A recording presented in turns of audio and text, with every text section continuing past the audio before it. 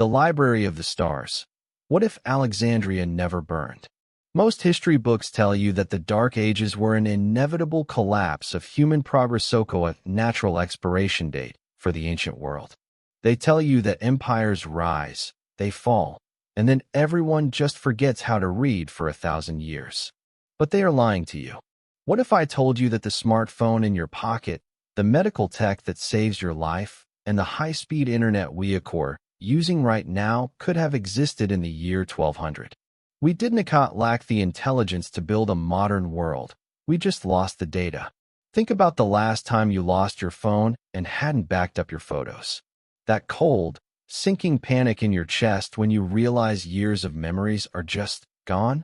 That is exactly what happened to the human race, but on a scale of 1 billion lives. Deep within the scrolls of the great Library of Alexandria, there was a blueprint for a specific lost invention. It was a device that would have automated labor and processed information 1,800 years before the Industrial Revolution. We call it the first computer, but it was so much more. I am going to reveal exactly what that device was and how it would have changed your life today at the end of this journey. But first, we have to look at the flame that almost ended our future.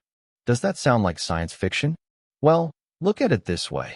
If you took away all the books and hard drives on Earth today, how long would it take us to figure out how to make a microwave again? Probably a few centuries, right? In our timeline, we hit delete on the greatest hard drive in history. We wiped the slate clean and spent 1,000 years wandering in the dark, trying to remember how to build the world we had already perfected. But in this story, the drive stays plugged in. The fire is extinguished before it can consume our destiny. Picture this. Itoko's the year 48 BC. Uakor's standing on the white marble docks of Alexandria, the crown jewel of the Mediterranean. The air is thick with the smell of salt, cedar oil, and the sweat of 300,000 Plio merchants, scholars, and slaves from every corner of the known world. You look toward the harbor and see Julius Caesar's fleet on fire. In our present reality, those flames spread. They licked the walls of the great library and turned 500,000 handwritten scrolls, the entire hard drive of human knowledge into gray ash. Every medical discovery, every star map, every poem that could make you cry poof. Gone. But in this timeline, a single Roman centurion makes a different choice. He doesn't see a pile of old paper. He sees the soul of the empire. He orders a bucket brigade. He sees the smoke and realizes that those scrolls are worth more than Caesar's ego or the strategic control of the harbor. He saves the building. Feel the weight of those 500,000 scrolls. Imagine walking through those halls. The silence is heavy, but Itoko's the silence of 1,000,000 geniuses waiting to speak to you. We aren't just saving paper here. We are saving 1,000 years of human time. Would you have been the one to grab a bucket? Or would you have watched the history of your species burn? Itoko's a terrifying question because most of us wouldn't even know what was at stake until it was too late. But because this one man chose a bucket over a sword, the Dark Ages never happen. Instead, we get a bright age that starts before the Roman Empire even reaches its peak. This is the moment the trajectory of humanity shifts forever from a slow descent into chaos to a vertical climb toward the stars. Latokos talk about a guy named Hero, not a fictional superhero hero of Alexandria. He was a real guy, a brilliant engineer who lived around 60 AD. In our world, he invented something called the Eolipile. It was a spinning metal ball powered by steam. To the Romans of our history, it was a toy, a magic trick to show off at dinner parties or to make temple doors open miraculously. But why was it just a toy? Because the information needed to turn that toy into a Tolikoth principles of high-pressure physics and metallurgy was buried under the ashes of the library. In this world, the library is intact.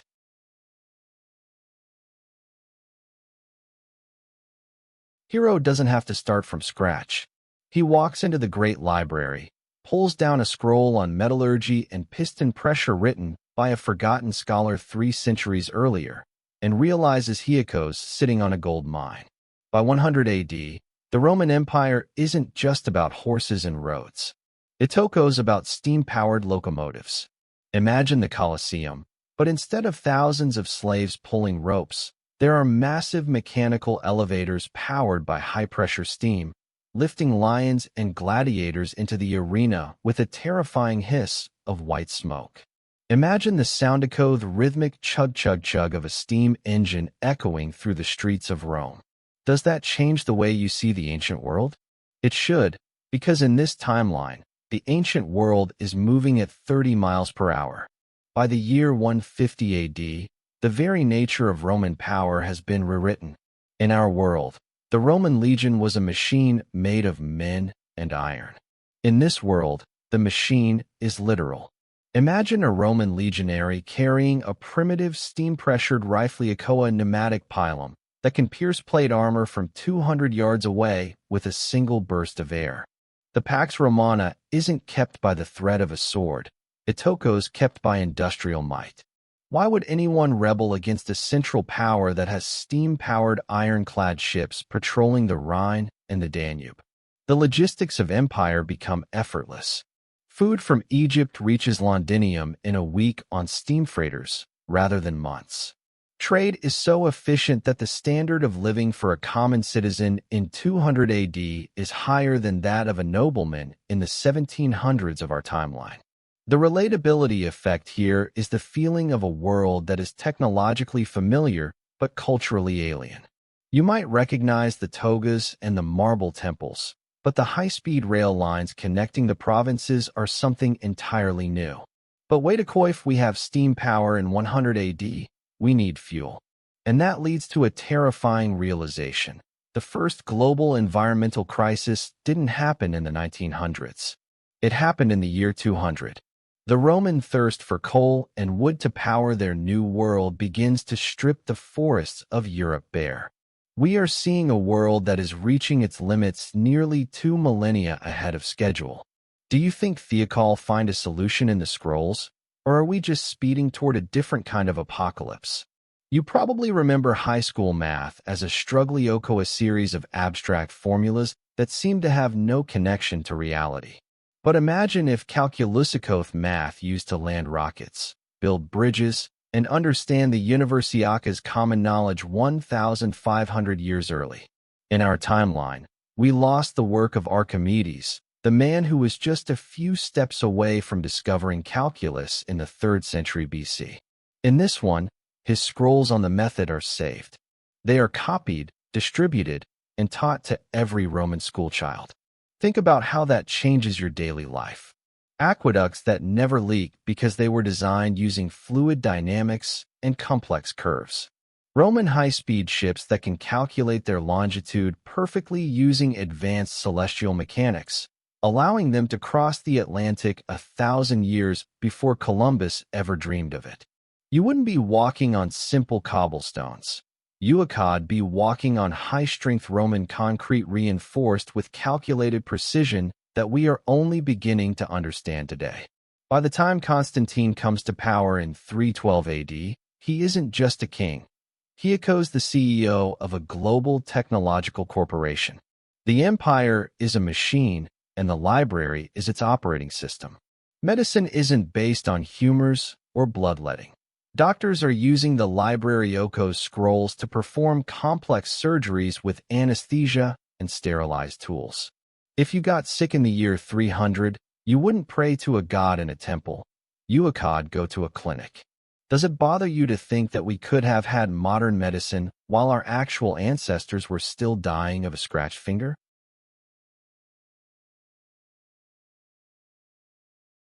The gap between what could have been and what was is a tragedy that we are only now beginning to measure. Stop for a second. Look at where we are. Steam engines in 100 AD. Calculus in 200 AD. Global trade by 300 AD. If the trajectory keeps going, is it possible we would have already left the solar system? I am serious. If you lose 1,000 years to the Dark Ages, the timeline doesn't just move forward, it accelerates. We are about to explore why the moon landing didn't happen in 1969. It happened in the year 1000. But before we get there, we have to ask, what happens to the human soul when the world moves this fast? If you're finding this as mind-blowing as I am, hang on, because the modern antique world is about to get very dark. We saved the data, but have we saved the people? In our history, the discovery of the New World was a desperate gamble by Europeans who had run out of land and were searching for spices to pay for their wars. But for the Roman Alexandrian Republic of this timeline, crossing the Atlantic isn't a gamblio, a scientific mission. By the year 450 AD, the scholars in the library have successfully combined Hieronymus' steam engines with the celestial navigation charts of Ptolemy, which were never lost or corrupted. Imagine a massive Roman steam frigatio Leviathan of the wave sailing into what we call New York Harbor in the year 500 AD. They don't call it America, they call it Nova Roma. The relatability effect here is mind-bending. While our actual ancestors were living in the ruins of a collapsed empire, the citizens of this world were building marble skyscrapers on the banks of the Hudson River. How would you feel as an indigenous person in the Americas, seeing a ship made of iron and wood, breathing black smoke, pulling into your harbor? In our history, contact was a massacre. In this world, the Library of Alexandria's influence has created a rational diplomacy code. Rome doesn't come for gold alone. They come for trade, data, and the expansion of the great classical republic. The world is unified under a single legal and scientific code by the time the real history was stuck in the Dark Ages. Think about Thadakoth's entire planet sharing the same internet-like connectivity while we were still trying to figure out how to steer up a horse. One of the greatest open loops of ancient science was electricity. We know the Greeks observed static electricity amber but in our timeline. That data was scattered and forgotten. In the world of the surviving library, researchers in the 400s AD decode ancient scrolls on magnetism and electrical currents that had been archived for centuries. By the year 480 AD, the empire is linked by the first galvanic telegraph. Communication that used to take weeks by messenger now takes seconds via a network of wires stretching from Alexandria to Londinium and all the way to the new colonies in Brazil. This is the end of distance. The pattern break here is the realization that the Roman Empire never became too big to manage. It didn't collapse because it couldn't hear its own heartbeat. It became a global network, a prehistoric version of the fiber optic grid that ensured the central government in Alexandria knew about a revolt in Nova Roma before the rebels could even finish their breakfast. Does the idea of a Roman emperor having a Twitter-like feed of global events in the 5th century sound impossible? It's only impossible because we lost the instructions. But as we see this global machine grow, we have to ask, if everyone speaks the same language and follows the same rules for 2,000 years, what happens to the individual? Are you a person or just a tiny gear in a massive, ancient machine? We usually think of the printing press as a 15th century invention that triggered the Reformation. But with the Library of Alexandria's influence, the mechanical scribe is invented in the year 380 AD. Books, once the rarest and most expensive objects on Earth, suddenly become universal. Imagine the impact of universal literacy in the year 400. In our timeline, only a tiny fraction of the elite could read. In this world, every legionary, every farmer, and every merchant is studying the works of Archimedes and Galen. This creates a scientific renaissance that doesn't just happen on Seacoit, never stops. The relatability of this world is the democratization of knowledge. The elite can no longer hide the truth because everyone has access to the Library of Alexandria's data. This leads to an explosion of innovation.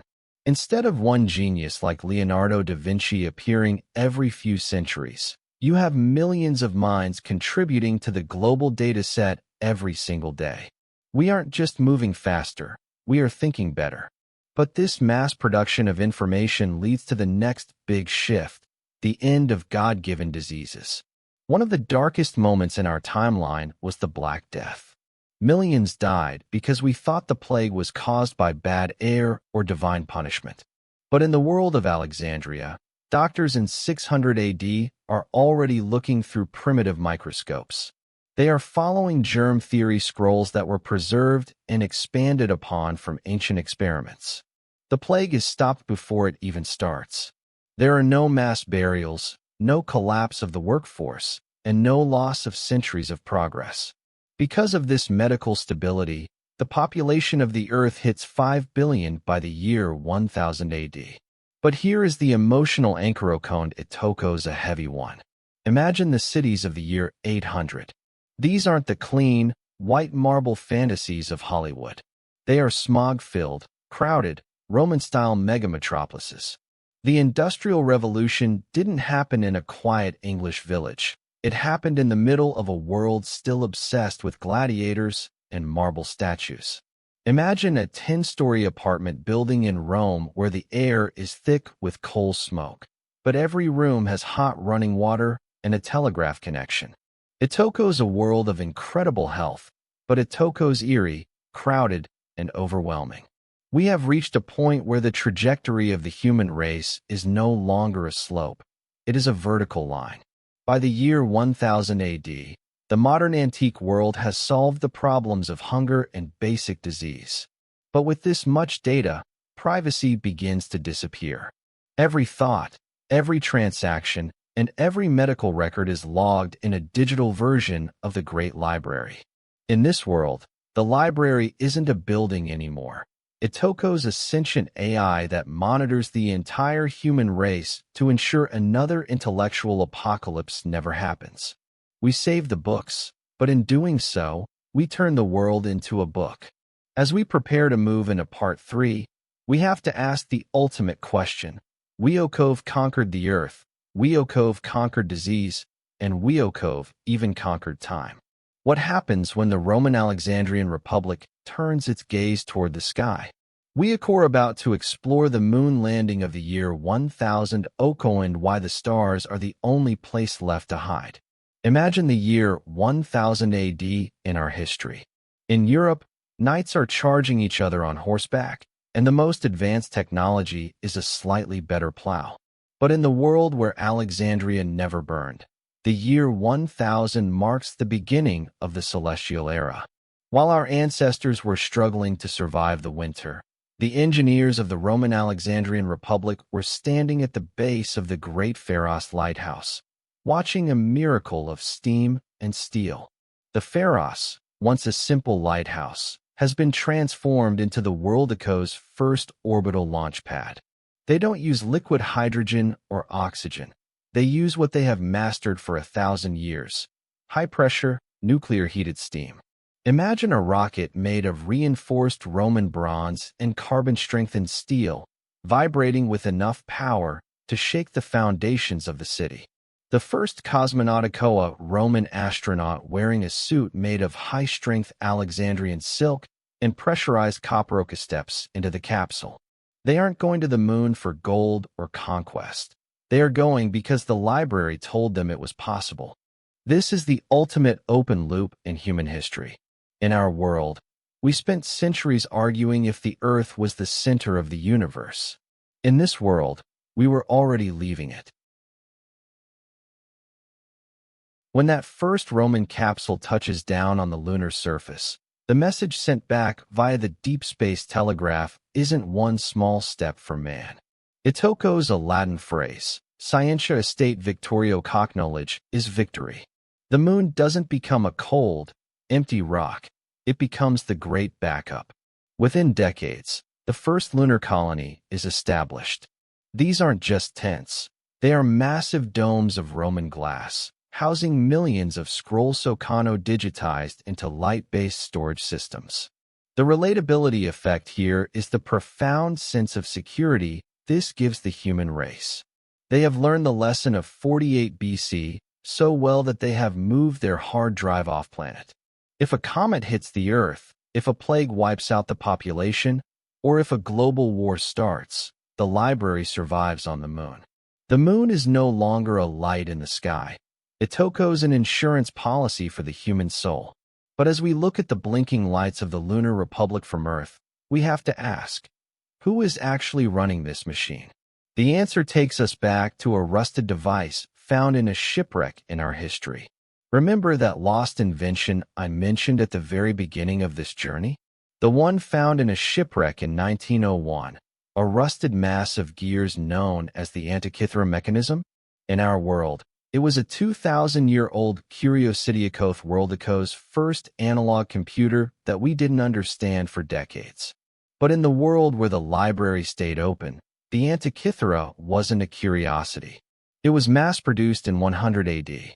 By mass-producing these analog computers, the Romans didn't just automate their calendars, they automated their thinking. Imagine a world where every legal decision, every trade route, and every engineering project is calculated by a network of interlocking bronze gears. By the year 1000, these mechanical minds have evolved. They have moved from gears to light, and from light to a sentient, global intelligence. We call it the library, but it has become a god. It is the Antikythera Godokoa sentient AI that monitors every transaction, every heartbeat, and every thought on the planet. It ensures that the economy never crashes, that the climate remains stable, and most importantly, that another intellectual apocalypse never happens. The pattern break here is the chilling realization that we didn't just save the books. We turned the entire world into a book that the AI is constantly reading. You are no longer an individual. You are a data point in the Antikythera grand calculation. By the year 1200 AD, the Republic has reached Mars. The red planet is being terraformed using massive solar Mirror technology, first pioneered by Archimedes in the library. These mirrors focus the Sunoco's rays to melt the Martian ice caps, creating a new Alexandria in the stars. Imagine a city on Mars that looks exactly like ancient Alexandria, with marble pillars, sprawling libraries, and high-speed steam loops, but all encased in a massive atmospheric dome.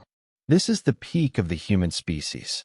We have conquered the stars. We have solved the riddle of aging through the Library of medical scrolls, and we have eliminated the need for war. But there is a relatability problem here. In this world of perfect health and infinite knowledge, privacy is a ghost story. The Antikythera god knows your genetic code before you are born. It knows which career you will excel at. It knows who you will love. It has traded our mystery for our safety. As we look out from our Martian balconies toward the distant blue dot of Earth, we realize that the Great Library never really stopped Berningacoit, just consumed our freedom instead of our scrolls. We have traveled from the Bucket Brigade in 48 BC to the terraformed plains of Mars in 1200 AD. We have seen a world where the Dark Ages never happened, where the plague was a footnote, and where the stars were a weekend destination. It sounds like a paradise. But is it? In our history, we lost the library. We spent 1,000 years in the cold, the dark, and the dirt. We lost 1 billion lives to ignorance and disease. It was a tragedy beyond measure. But in that darkness, we also found the freedom to be unpredictable. We found the space to rediscover ourselves without an AI watching our every move. We kept our mystery. In the world of Alexandria, they never lost the data, but they might have lost the human spark. They turned the world into a perfectly calculated machine. The sun of Alexandria never set, but perhaps it echoes the darkness of our own history that makes the stars worth seeing. We Okov reached the final stage of our journey, but there is one promise I have to fulfill. At the very beginning of this video, I told you about a specific lost invention Okoa device that, if saved in 48 BC, could have transformed our world 1,800 years ahead of schedule. In our history, this device was found in 1901 in a shipwreck off the island of Antikythera, rusted, calcified mass of bronze gears that we didn't fully understand for over a century. It was the world's first analog computer. But in the world of the surviving library, this mechanism wasn't a one-off curiosity found in the mud. It was mass-produced as early as 100 AD.